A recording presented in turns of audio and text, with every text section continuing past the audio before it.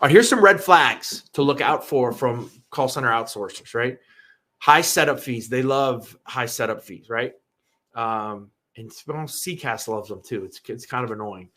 So, make sure that they're reasonable. A lot of expense that is tried to be recouped is thrown into setup fees, and sometimes that's right, sometimes it's not. So, I have seen setup fees sometimes for $87,000 when we were bidding on a project that we bid it at 10. So, I think understand, and that's where the understanding and maybe using a broker or a call center consultant as well when you're trying to do that to make sure that you're not getting gouged on those prices.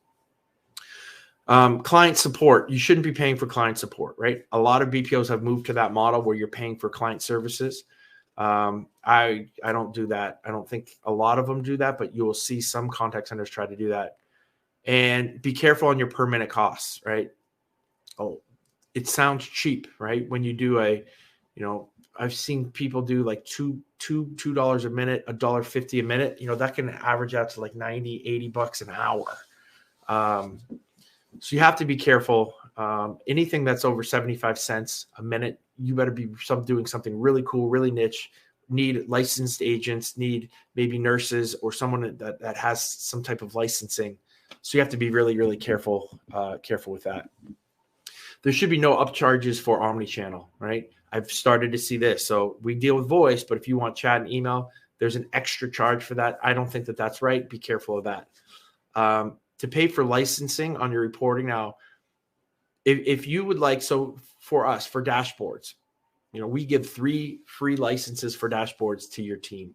If you want 10, yeah, you're going to probably pay for those 7 licenses after that. But the core kind of what you need to set this thing up and to have that initial, your initial staff be looking at it, it shouldn't be that charges. It shouldn't be that high of a charge.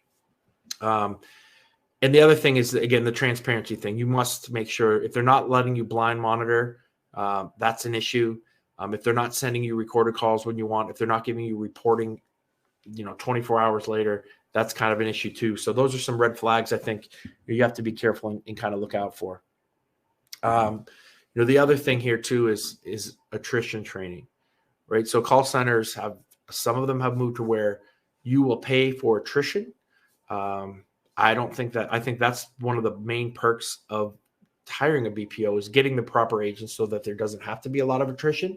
And if there is, that's the call center's fault, right? That's my fault, right? So I should have to foot the cost to train those agents to get them up to the number that you want. But some BPOs are not doing that. Again, that's a little bit of a red flag.